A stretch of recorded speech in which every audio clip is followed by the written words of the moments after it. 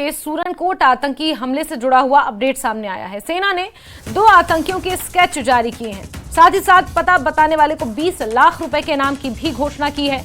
पूछताछ के लिए 16 लोगों को हिरासत में लिया गया है। सर्च ऑपरेशन का आज तीसरा दिन है और बड़े पैमाने पर सर्च अभियान चलाया जा रहा है। साथ ही साथ 2 आतंकियों के स्केच भी सेना ने जारी किए हैं और जो भी इनका पता बताएगा उन्हें 20 लाख रुपए का इनाम देने की घोषणा की गई है।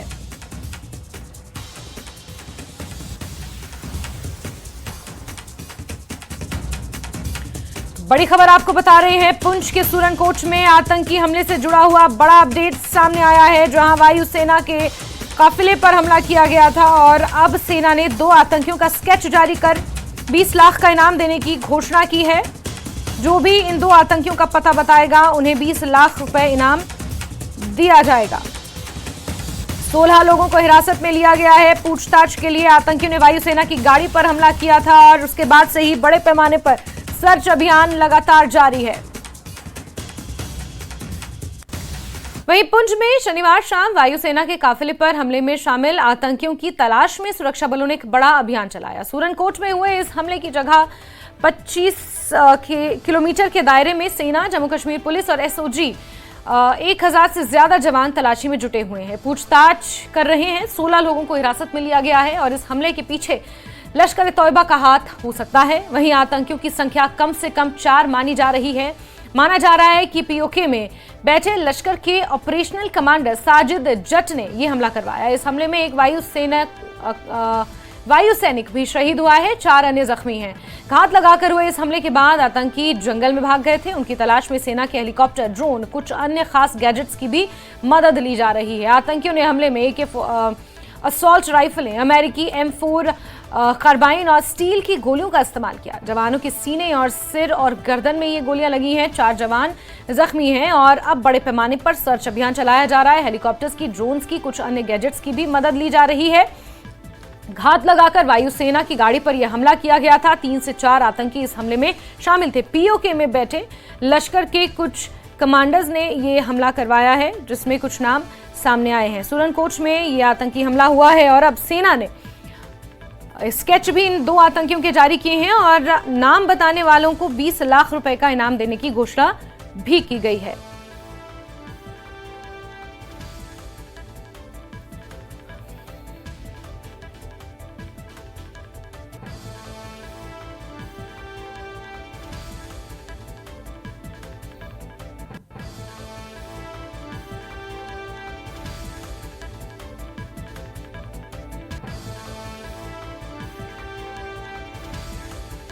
सीधे रुक करते हैं नाजिम अली का इसी खबर पर ज्यादा जानकारियों के साथ जुड़ गए हैं। जी नाजिम, सेना ने 2 आतंकियों के ये स्केच जारी किए हैं और इनाम देने वाले को 20 लाख रुपए की घोषणा की है। किस तरह से छानबीन हो रही है और क्या कुछ अपडेट इसको लेकर, नाजिम?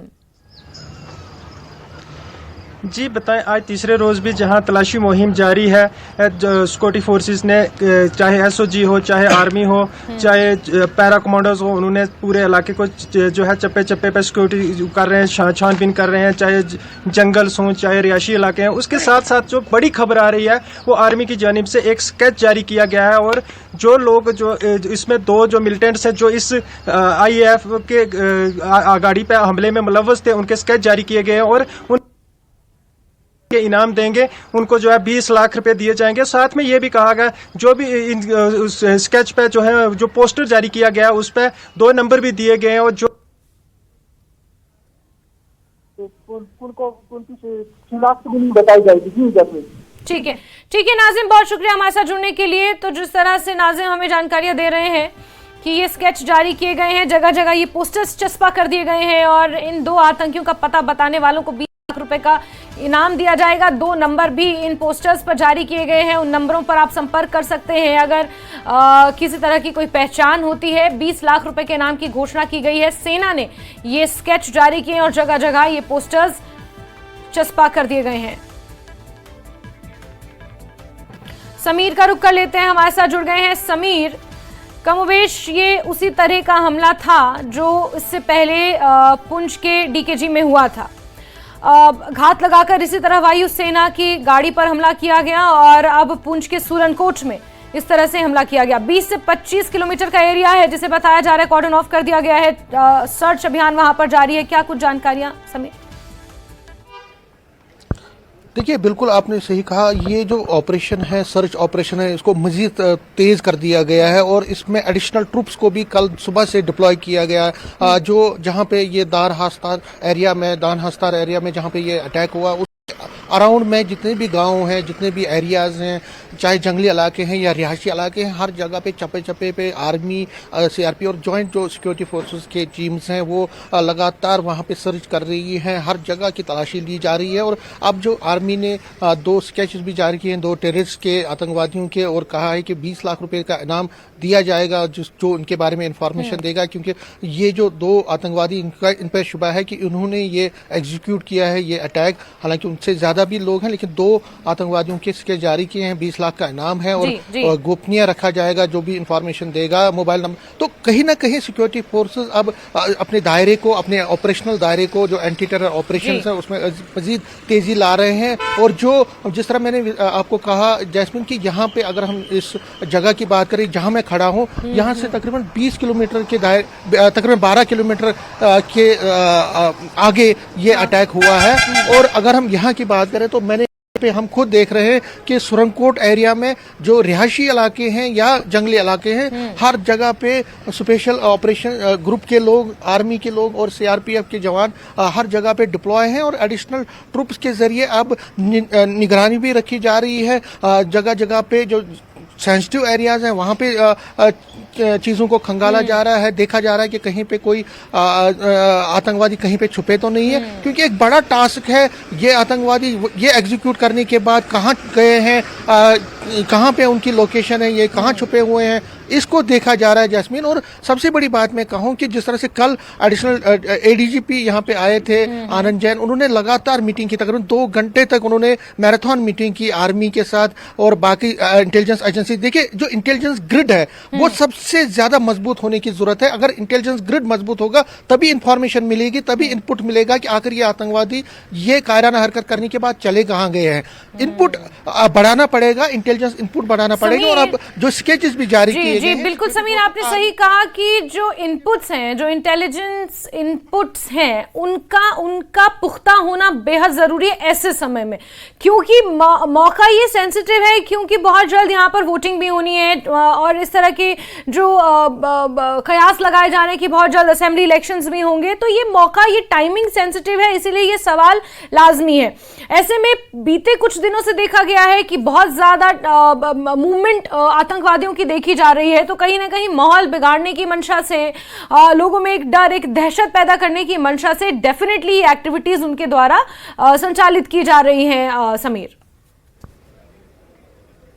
देखिए, आपने सही कहा। देखिए, सिक्योरिटी फोर्सेस इस वक्त 2 मिशंस पर काम कर रहे हैं। एक मिशन ये कि जो आतंकवाद का जो इंफ्रास्ट्रक्चर है, आतंकवादी जो है उनका सफाया किया जाए, और दूसरा जो इलेक्शन प्रोसेस इस वक्त चल रहा है। और आपने सही कहा, आगे फिर विधानसभा पोल्स भी होने वाले, वो बड़े पैमाने पे हैं, लोकसभा के इलेक्शन। और जहां मैं पुंछ में खड़ा हूं, यहाँ पे मैंने कई लोगों से कल भी बात की और वो कह रहे हैं कि हमें इससे कोई ना हम डरेंगे, ना कोई हमें डरा सकता है। हमें डेमोक्रेटिक इंस्टीट्यूशंस पर पूरा भरोसा है, हम सिक्योरिटी फोर्सेस के साथ हैं और हम चाहेंगे कि यहाँ पे इलेक्शंस में हम पूरा हिस्सा ले। मैंने खुद लोगों से बात की, उन्होंने कहा कि ये जो कायराना हरकत है यहाँ कोई इससे डरेगा नहीं, लेकिन हाँ, सिक्योरिटी फोर्सेस को पता है कि हो सकता है कि आगे चल के कुछ दिनों के बाद ये जो आतंकवादी है, हो सकता है वो सिविलियंस को भी निशाना बना सकते हैं। जिस तरह उन्होंने बसंतगढ़ में एक सिविलियन की हत्या कर दी, ताकि सिविलियंस में भी खौफ पैदा हो, डर हो, वो पॉलिटिकल प्रोसेस से दूर रहे। तो एक एक स्ट्रेटेजी के तहत सिक्योरिटी फोर्सेस ने अब जो सिविलियन पॉपुलेशन है, सिविलियन एरियाज है, वहां पे भी